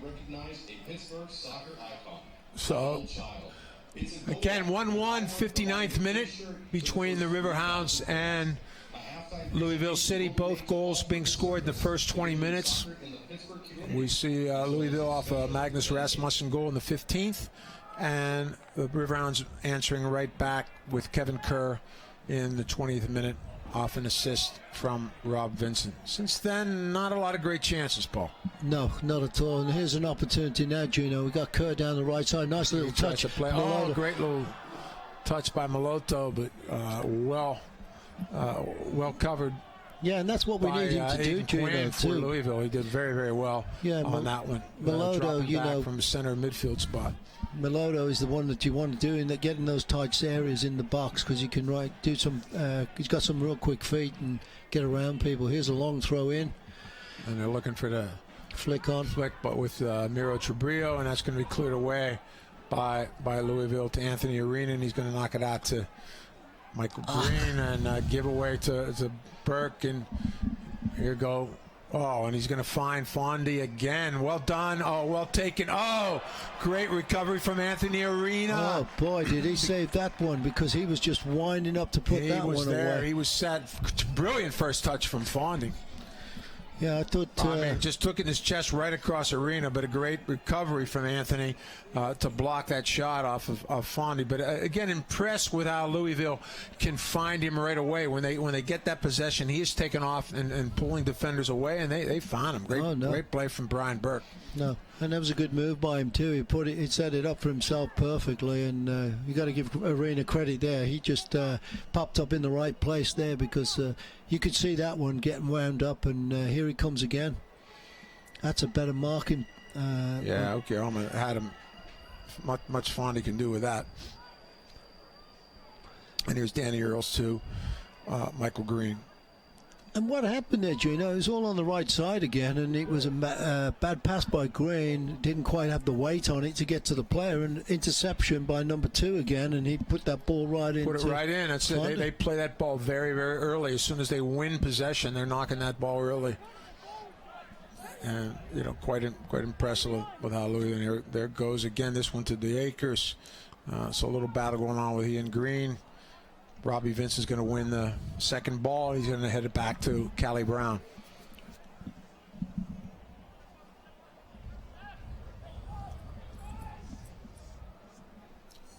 So Riverhounds and Louisville City. 62nd minute. 1-1. Again, very exciting, very even contest. But so far, most of the action has been played between the penalty areas, Paul. Yeah, really. You know, a couple free kick set pieces, corners have been dangerous, but both teams have been so well organized. It's been difficult to penetrate and get in behind anybody. Yeah, really. And it just looking for that one mistake here from one of the teams to create that opportunity for a real. We thought was there for Louisville, but Arena getting his foot in there and blocking that one. But and there's a guy that we have to see a little bit more, and that's Robbie Vincent. He has not had enough of the ball this game, I don't think, as we see him get it. And maybe that's what we need you to talk we have about. a go there. He's going to look at it. Who's he look for? But Kevin Kerr, great first-time ball back to Malota. Knocked on to Trebrillo. Oh! Boy, that was... Boy, Goodwin was struggling to get across on that one, Paul. I mean... Yeah. But that was some great stuff. But again, it comes from that connection of Vincent to Kerr. And, you know, as we see that one here, and we see Kevin knock that first time across. Malota, great knockdown to Miro, who tries to get that turn and almost snuck it by you. Yeah, really. He was a couple of feet off. Yeah, but it wasn't tough to turn on that one and get a tough turn. shot. He did, but he did something with it. There's Rasmussen tries to find the Akers through. Couldn't get him. Again, Michael Green drops off really well. So Trebrillo to Kevin Kerr. Need some people in the box, and there's a cross, and there's Miro. And there's Miro. Well done. And well taken. Taken by the keeper there. Yeah, did well keeping hold of that. Did very, very well. Went up strong on that one, held on to that one, and because it was absolutely a very legal challenge. And Miro getting into the action, Gino, which we need him to do. Yeah, you know, I think he's given a lift a little bit there, Paul. He's been very effective around the ball, finding players, bringing other guys into the game. Yeah, and that one was a really good combination with Kerr and him. Great 1-2, and then getting the cross in. And then getting back in the box for the cross again.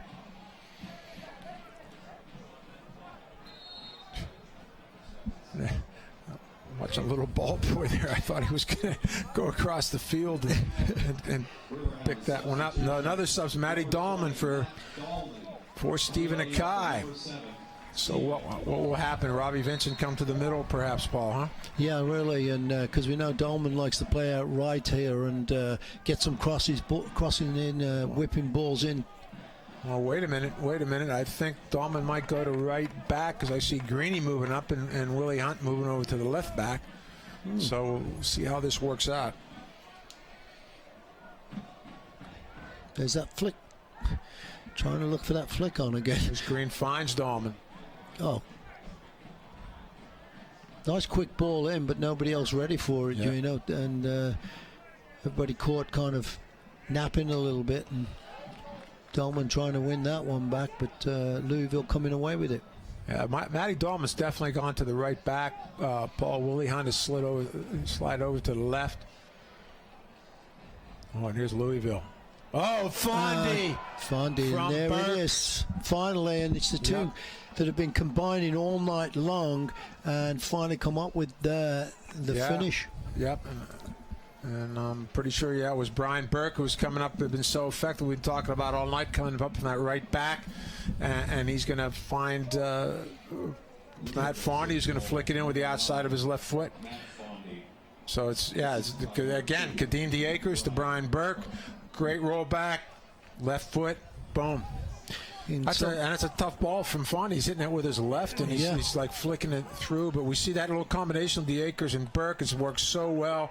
And he just gives that little flick across Okiyama, and there's nothing Callie Brown can get. 2-1, Louisville City over the Riverhounds in the 65th minute. And players have got to stay with the runner there, because that's what it was, Gino. A player didn't stay with the runner and got that extra 1-2 combination, then crossed it to Fondy.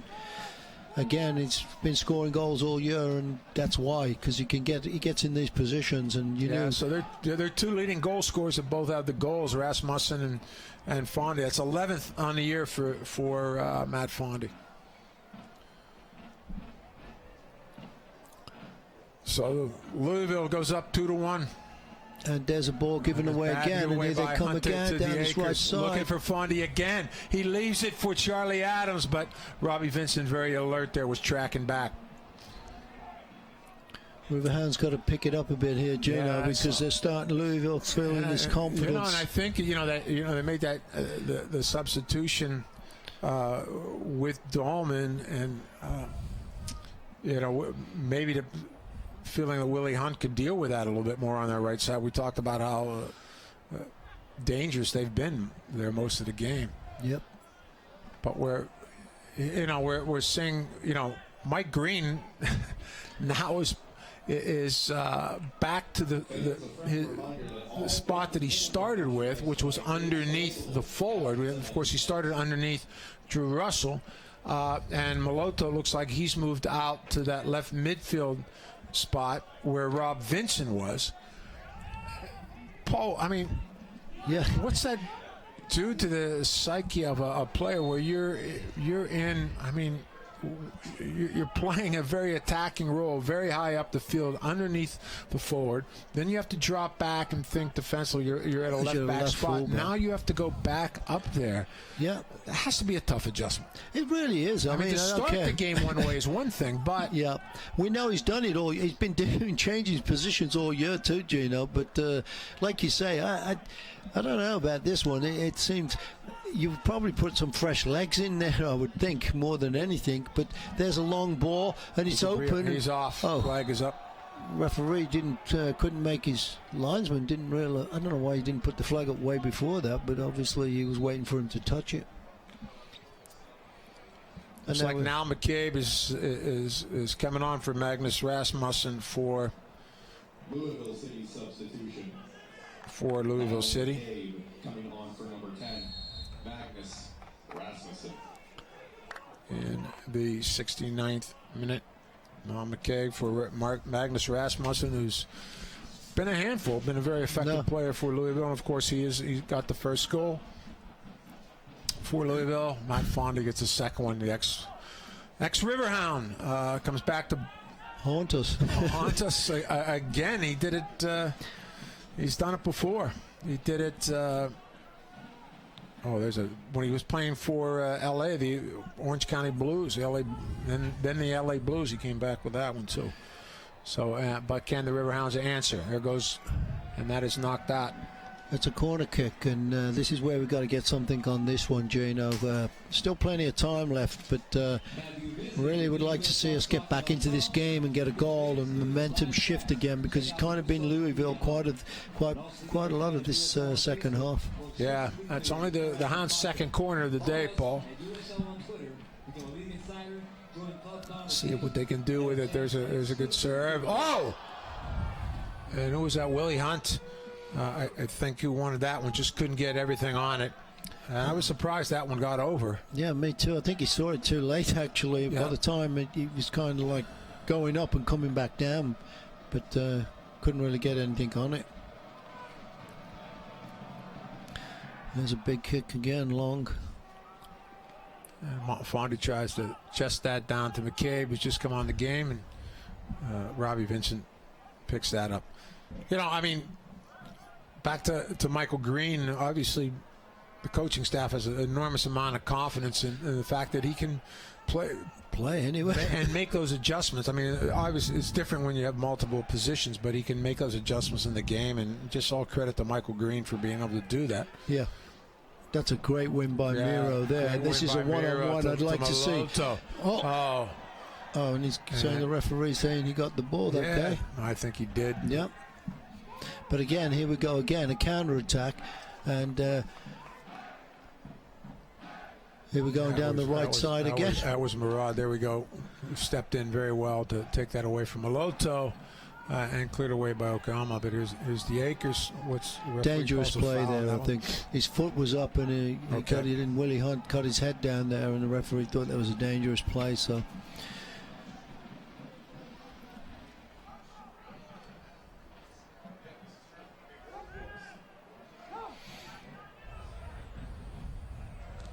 Hounds have to step it up a little bit, Paul. I mean, and that's not going to work.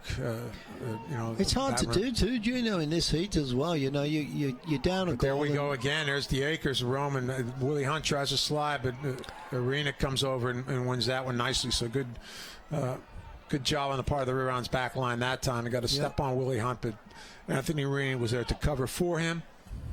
Good And job. here's Miro Chabrillo. And there's his only player way wide. And here comes Matty Dahlman. Can we play him through? He's going to come flying. Good first touch, and he's going to earn a corner from that. Great opportunity again, and this is where we've got to see these come from, Gino. Actually, it wasn't a dead ball situation which they scored on, which is a change. Yeah, right. And here's the third corner on the night. As we'll see, Danny Earls is, with that left peg of his, Paul, very effective in whipping some in-swingers in here and seeing, who can come up with that. Chabrillo, we have Arena and Okiyama up. So everybody but pretty much Robbie Vincent and Matty Dahlman are inside the box. And that's a good one. That's cleared away by Quinn for Louisville City, but here comes another one. With the Hounds, and can Mike Green have a go? No, he tried to slip it into Maloto, but very alert on the part of. And there's a breakaway here, one-on-one, and a player on this far side. Oh, he can't. Well done by Dahlman, but still, here's another one. McCabe just came into the game a few minutes ago, and just a little bit over top with that one. Couldn't get over top on that ball. No. We were lucky then, Gino, because it was 3-on-2 situation. They could have probably slowed that right down and really made something work out of that, but it didn't. So we're lucky there, and still gives the Hounds an opportunity to get back into this game, tie this game up.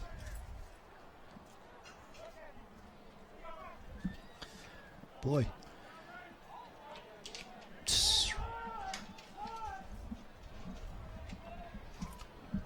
So goal kick for Louisville City. Scott Goodwin will take this.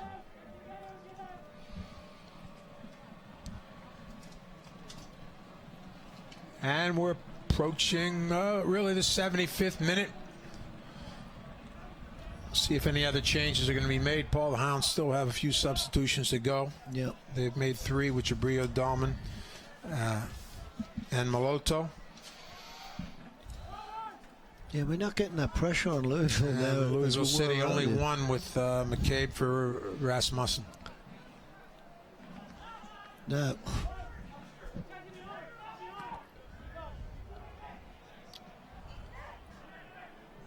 Not a good one there from Okiyama, but Callie Brown quickly off his line. Yeah, Okiyama, I thought was going to head that back to the keeper, but he changed his mind and let it drop to the ground. And Charlie Adams almost got inside him. Yeah.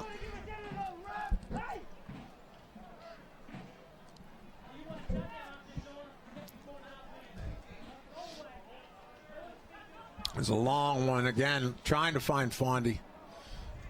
Man, he's been on the end of a lot of stuff where we have not seen enough of that, I think, from the Hounds. No, not at all. You know, especially in the second half, he's even got on. And here's a long run by Michael Green, who takes a touch.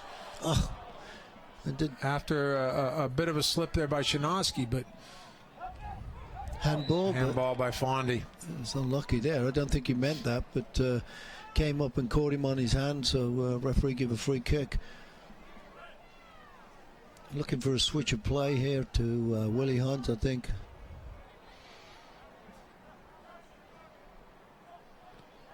So the Hounds will maintain possession, really pushing Willie Hunt and Dahlman up high, Paul. Yep. And Robbie Vincent's not being involved too much. He's usually much more involved in a game, and obviously somebody's doing a good job in marking him. They're looking at it. He's just not been able to find it enough, or they've not been finding him. No. And we're playing. I think that's maybe one of the reasons Mark Steffens moved him into the center when he made the substitution and moved.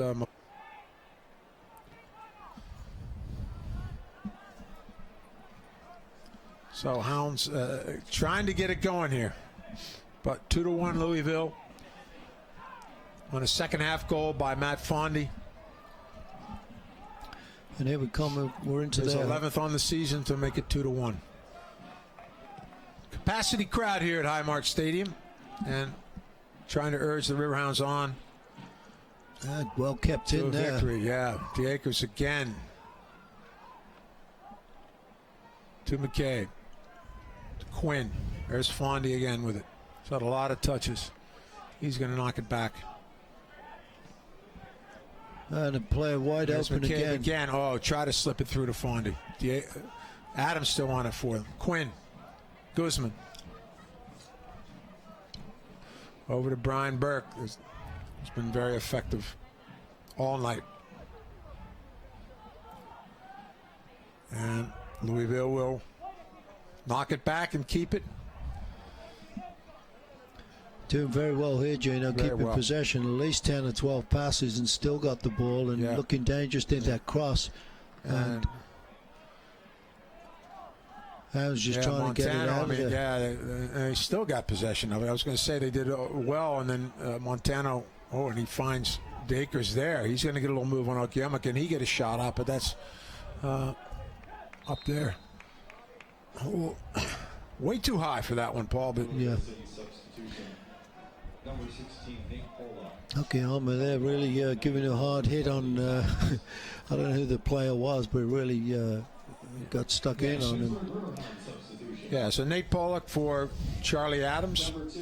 And the Riverhounds have a sub coming in, Suma. Yeah, Suma.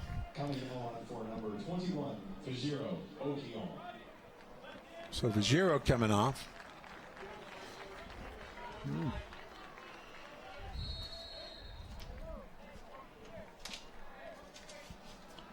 And Amara Suma, who is a forward, so I believe we're going to go 3 in the back, Paul.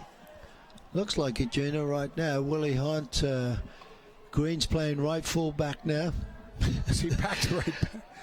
And Anthony Arena playing in the middle. Boy, you got to laugh at that, Gino. I mean, Yeah, seriously. it's been left full back, Right. centre forward, Center. up front, second player behind the forward, let's say, and now he's playing right full back. So the way the Hounds are looking is pretty much a 3-5-2 now, Paul, with Yep. with Suma and Trebrio up front. But everybody's got to start pushing up. Dolman's pushing up high. Kerr and Vincent. Maloto's still on the left. Looks like Danny Earls will try to hold, but Kerr and Vincent will push up a little bit from the midfield. And Arena's going to have to deal with Fondy on his own. We saw Mike Green, not a bad giveaway. Here's the Akers. Going to take on Hunt. He's good save from Callie Brown. I think he got a hand on that one, Paul. Yes, he did, definitely. And boy, that was dangerous because not a couple bad giveaways there. Here it is here in the Akers coming. Willie Hunt asks to stop, goes up. He tries to go far, and Callie Brown gets a touch on a it. touch for another corner. Gino, Over Louisville, the 7th one. We're just talking about it. We're trying to get some offense in. We're playing with 3 in the back, but when we go, everybody should be going. Oh, And yeah, as good, well taken there from Louisville. I believe that was Shinosky, who came up again and got ahead. Just couldn't get down on that one, Paul. yeah, he was looking lucky. Actually, he was. But you're saying we're trying to get some offense here. But everybody's got to push up together, Gino, so that when the forwards push on the defenders who have the ball, they're not leaving a big space behind them. Everybody's got to come as a unit, as you know, and help close those spaces off and make it difficult for Louisville to get out of there. Oh, there's a nice bounce. Oh, Here's Kevin Kerr.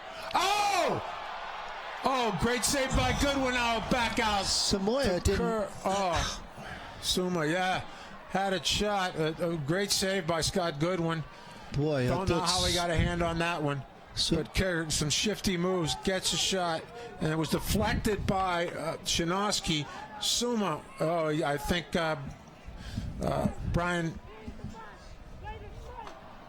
Brian Burke just got across on Suma before he could get into that. A little late going, Yeah, he should have. I thought he should have got a foot on that, Gino. Yeah. But that was a great opportunity right there, and I thought it was that still could have going to go been in the it, net.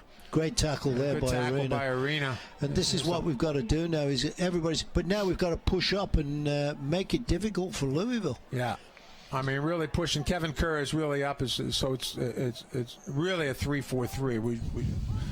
Because Kerr is really up high. He's right up there with Suma and Chabrillo. Yeah. Dahlman is pushed up. Moloto's pushed up.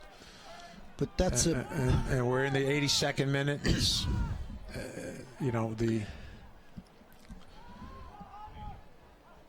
and Louisville is just trying to hold their line, try to deal with these numbers being pushed forward by the Riverhounds. So yeah. the Riverhounds are going to take some risk here. Boy, and the referee looked like a. There's Bobby a ball Vincent's given not away. going to go to the substitute Pollock. He's going to dribble. Vincent will win it right back. But Guzman will give that away. So a little sloppy here, ball going back and forth. No, definitely, and there's a good ball. Entry ball by Matty Dahlman. Not a bad idea. All right, but that's we haven't seen enough of those little entry passes to the forwards where they can do something. Yeah, combinations in front of the area or on the edge of the area. Mike Green. Yeah, Zivanovic coming in for the Hounds, and they're going to put Dahlman back to right back. Yeah, Dahlman very effective as Zivanovic, midfielder, and scored against Montreal last Sunday, but Hounds losing that one 4-2. But hopefully he can get in the game and get a goal again. Yeah. So he's on in the 83rd minute. And I believe that's it. Was that it? 1, 2, 3, 4, 5. That's it for the Hounds. No more substitutions. And that's one of the few times that Mark Steffens has gone the limit with substitutions. Exactly. But so he's trying to pull out all stops to find a way for the Hounds to get that second goal. There's certainly some attacking. He has pretty much all attacking players on the field except for Willie Hunt and Anthony Arena. Danny Earls, I guess, more is going to hold as that center midfield. And there's a through ball that Dahlman doing well there to get back for that one. He's got his speed, and that helped him get in front of that player because he was on his way to goal again. And here's a long one for Miro. Yeah. And Janoski winning that one over Miro. This is where we've got to close it down. Yeah.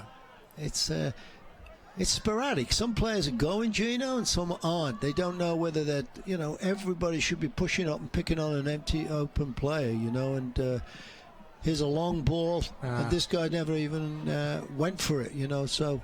Yep, and here we go the other way. He's going to play another. There's that one-on-one duel with Fondy, and that has to be out. It is across the end line. It's going to be a goal kick for Callie Brown and the Riverhounds. Heck of a battle with Anthony Arena and Matt Fondy. Definitely, and Fondy coming out on substitution top. for Louisville. It's going to be Sean Reynolds. Another defender. It looks like DeAkers coming off for him. So they're going to put in probably a more defensive player. Yeah, and 5 minutes to go in the game, and not too much overtime, I wouldn't think so far, Gino. Maybe a minute or two at the most. Yeah. But not much time for the. Sean Reynolds is moving back in the center, so it looks like they're almost going to go with 5 in the back, Paul. Yeah. And the ball's out again, and throw into Louisville. Yeah, I mean, really, I see Sean Reynolds going right into this right between the two center backs of Shanotsky and Murad. He's going right through there, and you still have Montano and Burke in the back. So they're obviously moving that back to deal with the fact that Riverhounds are pushing 3 or 4 guys up. Because once we've gone that 3-4-3 with Suma and with Chabrillo and pushing Kevin Kerr up one a little bit higher. Yeah, time running out here for the Riverhounds. They've that's a good ball. Yeah. On to Pollock, and that's going to be a foul, I believe.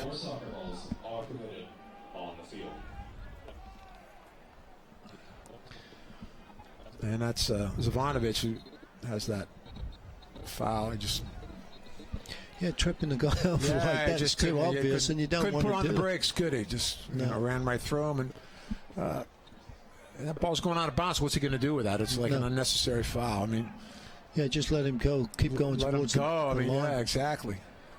Instead, what we don't want is and looks like Louisville's going to try to hold it in the corner, and I think they're going to maintain possession.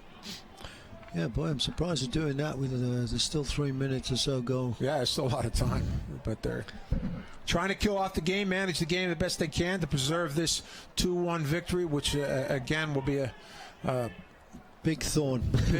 big win for Louisville and a very difficult loss for the Riverhounds. So Louisville going for their 4th in a row in the 88th minute.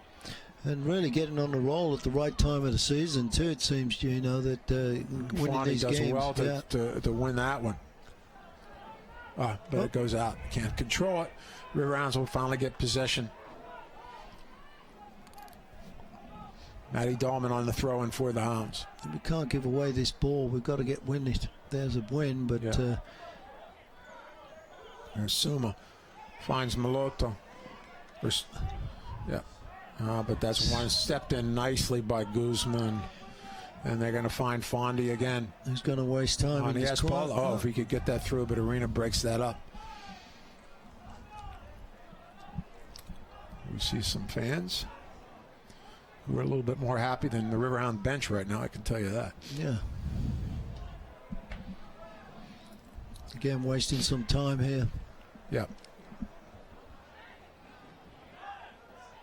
Pollock looking for Fondy, tries to knock it back. He gets it. But Zvanovic takes it, and here comes Robbie Vincent.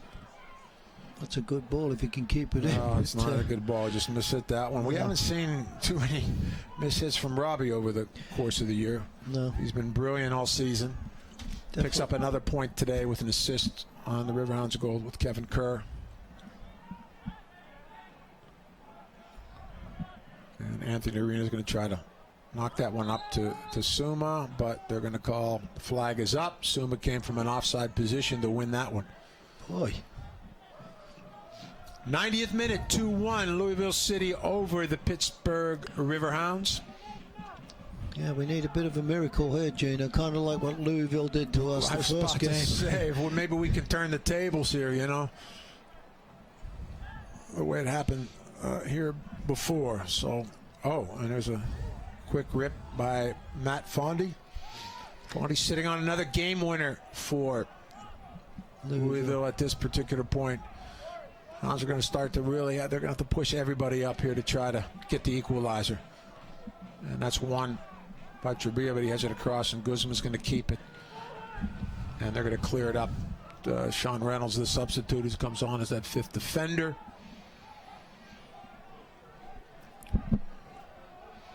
It looks like 3 minutes extra time. Yeah. A little bit surprised at that much. Yeah, 3 minutes. We'll take it. As Matty Dahlman knocks out that. Well, that's when Louisville got us last time. Maybe we can get them. And there's a ball to Malotto, who's... Yeah, Shinovsky's going to be there for that one. Burke will clear that out. And here come Louisville again. Dangerous. There's Fondy again. And gets on the end of that one. Boy. He has not stopped running, man. I have to give him credit. I mean, he's been looking to get on the end of things. He's been very, very effective. Definitely the player of the game for me, and for Louisville, and been very efficient. And that's a wasteful ball for the Riverhounds. Again, just trying to look. I know it's late, and we got to knock some in the box, but let's make them effective and productive. And they'll just hope they're going to hit somebody. Yeah. Hope we'll get some deflection. Hope that young lady's having some fun at the game. She looks a bit like she was going to cry there, but There's Danny Earls with a good winner to Suma, but cleared away again by Louisville. We're trying to close out their 4th win in a row here in stoppage time. There's a long ball to Miro and a little flick on. Yeah. But that's going to be a goal kick for Scott Goodwin.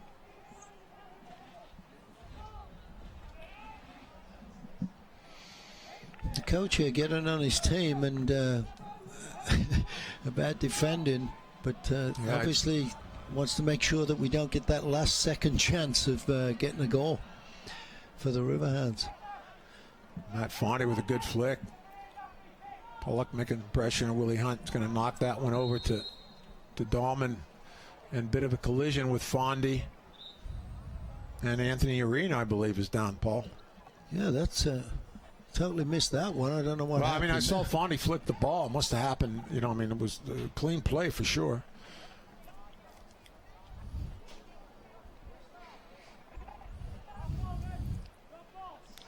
And the Riverhounds have used up all their substitutes, so if he does come off, we have to play short for the remaining time. Yeah, he's running off. He looks like running off. He'll be back on. Yeah, we're going to go see the replay, see what happened here, and you can see both. See, there's Fondy with the flick. Boy, yeah. Yeah, he caught him right on the side of the head. Looked like Fondy got the worst of that. Yeah.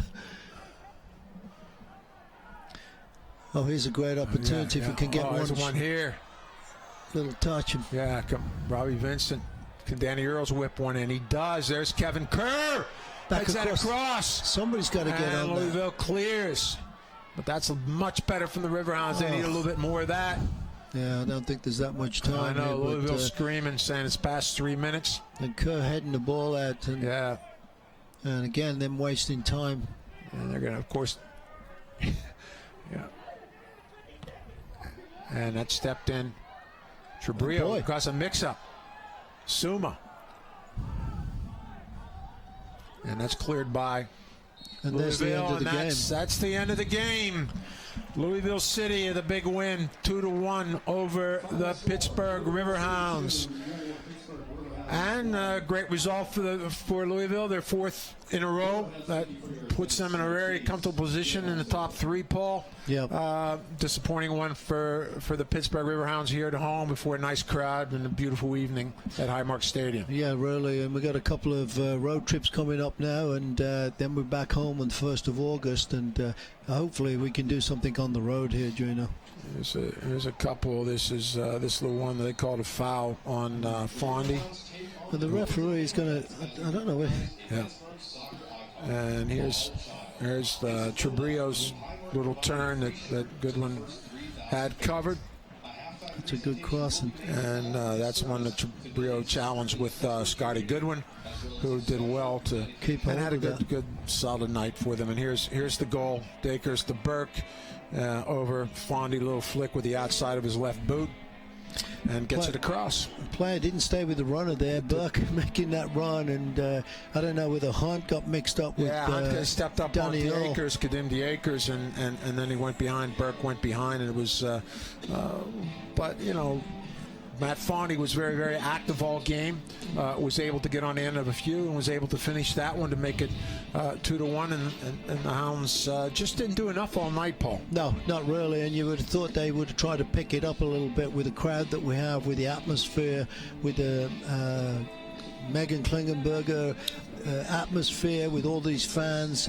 It's a shame because they needed those 3 points, Gino. Would have counted really good for them. Yeah, I mean those 3 points would have pushed the Hounds right a point behind Louisville, and instead, as we said, it's really a 6-point swing now. Exactly. So now they're that separates them 7 points ahead of the Hounds, and makes it even more difficult. So the Hounds will regroup. They have some time before the next match, and they're going to have to find some ways, I think, to do a little bit better as far as being a little bit more creative. I mean, the league's leading goal scoring team, I mean, has been so effective. We lead the league in goal scorers. Just really didn't have too many good looks tonight. No, not at all. I thought, compared to usual, Robbie Vincent was very misplaced. Got a hold of the ball 2 or 3 times in the beginning of the game, but then really didn't see much of him in the second half. Couldn't get free, obviously, making Louisville making it very difficult for him to show and get the ball. And you know, credit to them, they did a very good job. And we got to go down and play Louisville. But the next game is Harrisburg City Islanders. And that's a tough one too. That's a local rival. derby, That, yeah. You know, the Harrisburg City Islanders have have something to prove after a remarkable last 6-5 win here a few weeks ago. And it will be us playing at the Skyline Sports Complex there in Harrisburg, and we're very close in the table, so it's going to be a tough one for the Riverhounds. But this league is tough. It's competitive top to bottom, and you have to be ready every night, and you can't let down. No, definitely. We just got to battle away, and hopefully we can get a couple of good results on the road and come back on the 1st of August and hopefully come away with a win there. We could be back in a great position. So we hope you enjoyed this telecast from Highmark Stadium in Pittsburgh, Pennsylvania. I'm Gene Klein with Paul Child. Again, the final score was Louisville City 2, Pittsburgh Riverhounds 1. Thanks for being with us. Have a great night. Good night.